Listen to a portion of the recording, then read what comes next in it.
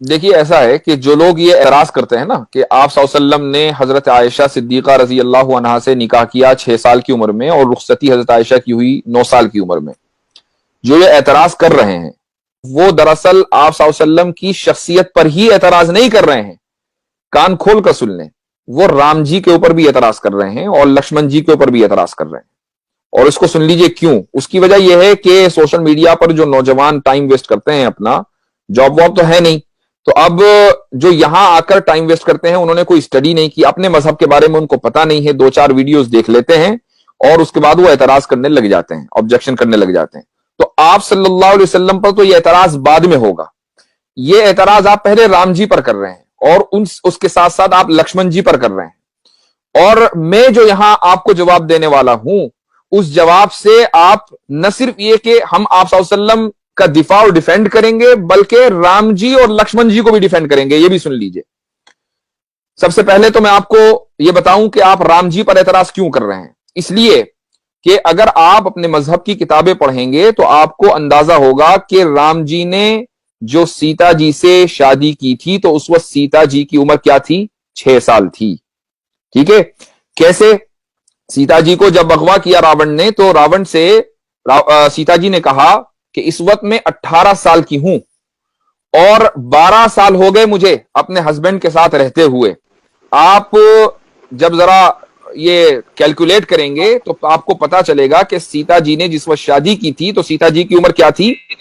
6 साल राम जी से। ठीक है। अच्छा, अब आइए लक्ष्मण जी के पास। लक्ष्मण जी की बीवी का नाम क्या था? उर्मिला। और उर्मिला कौन है? उर्मिला सीता जी की छोटी बहन है। आप किसी भी अपनी हिस्ट्री की किताब में पढ़ लीजिए कि उर्मिला और सीता जी में कई साल का फर्क था। जिस दिन राम जी की शादी हुई है उसी दिन लक्ष्मण जी की शादी हुई है उर्मिला से। ठीक है। अब अंदाजा लगा लीजिए किस उम्र में हुई है। तो ये जो एतराज आप सल्लल्लाहु अलैहि वसल्लम के ऊपर होता है, ये पहले एतराज राम जी के ऊपर होता है, पहला एतराज लक्ष्मण जी के ऊपर होता है। अब मैं आपको बताता हूं कि हम कैसे डिफेंड करेंगे इन तीनों को। जी। मैंने एतराज नहीं किया, ये एतराज मुसलमान की तरफ से नहीं है, हम डिफेंड करने के लिए आए हैं। इसलिए कि हमारे नजदीक जितने भी मजहब की मुकद्दस शख्सियात हैं वो सब मुकद्दस हैं। एग्जैक्टली। ठीक है। हम किसी के ऊपर कीचड़ उछालना ना हमारे मजहब ने सिखाया है और ना हम ये कभी रहती दुनिया तक कर सकते हैं। देखिए, सब जो बात है वो ये कि इस्लाम में शादी की जो यानी जो रूल है वो ये है कि मर्द और औरत दोनों जिस्मानी तौर पर फिट हो, फिजिकली फिट हो, मेंटली फिट हो। ठीक है। उसके लिए कोई एज मुतय्यन नहीं है। ये फिजिकल फिट होना किसी भी एज में हो सकता है। ये डिपेंड करता है कि वो लोग किस इलाके से ताल्लुक रखते हैं और किस जमाने में रहते हैं। मसलन आज अगर आप मेडिकल साइंस को देखें तो आप किसी भी डॉक्टर से पूछिए, अगर कोई लड़की आज के दौर में 9 साल की उम्र में फिजिकली फिट हो रही है, ठीक है, तो वो डॉक्टर के लिए कोई हैरत की बात नहीं है। यानी कोई हैरत की बात नहीं है। हो सकता है फिजिकली फिट हो, मेंटली फिट हो। और अच्छा, आए दिन ऐसा होता रहता है। हाँ, अगर 9 साल से कम उम्र में वो फिजिकली फिट हो रही है, यानी, और फिजिकली फिट होने का क्या मतलब है? उसको मेंस्ट्रुएशन आ रहे हैं, उसका मंथली साइकिल शुरू हो रहा है। ठीक है। तो अब वो डॉक्टर के लिए एक फिक्र की बात होगी, भाई इतनी जल्दी ये कैसे हो रहा है। एक बात। आप अब आइए साइंस में, जो मुमालिक और जो इलाके इक्वेटर से करीब हैं वहां पर जो लड़कियां हैं वो जल्दी फिजिकली फिट होती हैं, उनको जल्दी मेंस्ट्रुएशन आता है। ठीक है। सऊदी अरबिया का जो इलाका है वो इक्वेटर के ऊपर है बिल्कुल। तो वहां पर जो लड़कियां हैं वो जल्दी फिजिकली फिट हो जाती हैं, मेंटली फिट भी हो सकती हैं। ठीक है। अब इस्लाम में जो आपका जो वोटिंग एज है वो मैटर नहीं करती कि आप वोट डालने के लिए किस उम्र में आप एलिजिबल होंगे। ठीक है। इंडिया में वोट डालने के लिए आप एलिजिबल हैं 18 साल की उम्र में लड़की। ठीक है। 18 साल से कम उम्र में आप शादी करेंगे तो क्या होगा? इलीगल है कि लीगल है? मुझे बताइए। इलीगल है। इलीगल है। ठीक है। अब आ जाइए आप अमेरिका में। अमेरिका में जो है शादी करने की जो उम्र है वो क्या है?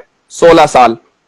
अच्छा। ठीक है। अमेरिका में जो सूबे हैं 50 तकरीबन, उनमें एक सूबा है टेक्सास। टेक्सास में आप चले जाइए, वहां पर शादी करने की जो मिनिमम एज है 14 साल।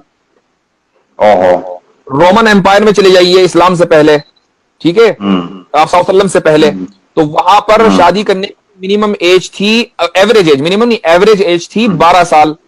और जो शरीफों के घर की लड़कियां होती थी वो और कम उम्री में शादी कर लेती थी। हजरत मरियम अलैहिस्सलातु वस्सलाम जब प्रेग्नेंट हुई हजरत ईसा से, तो उस वक्त हजरत मरियम की उम्र कितनी थी? 13 साल। ठीक है। अब आप आइए चाइना में जो मिनिमम एज है लड़की की शादी करने की वो है 21 साल। अच्छा। अब एक लड़की इंडिया की है, उसने 18 साल की उम्र में शादी की, जाके चाइना में सेटल हो गई, तो चाइना के एतबार से तो वो फिजिकली एबल ही नहीं है शादी करने की। तो इसका मतलब यह हुआ कि हर मुल्क का अपना अपना अलग कानून है।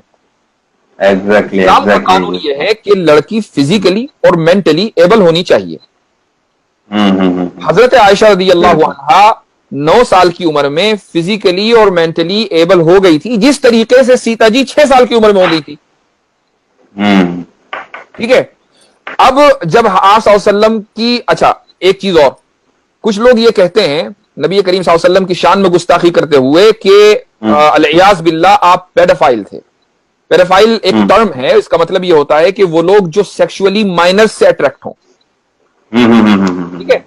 मैं ये पूछता हूं कि अगर खुदा ना खास्ता अलियाज बिल्लाह 100 मरतबा अगर इस इल्जाम में जर्रा बराबर भी कहीं हकीकत होती, तो आप सल्लल्लाहु अलैहि वसल्लम 6 साल की उम्र में हजरत आयशा से निकाह करने के बाद 3 साल इंतजार क्यों करते भाई? 3 साल इंतजार किस लिए किया? इसलिए किया ना कि फिजिकली और मेंटली जो है वो मैच्योर हो जाए। एग्जैक्टली। के बाद रुखसती हुई।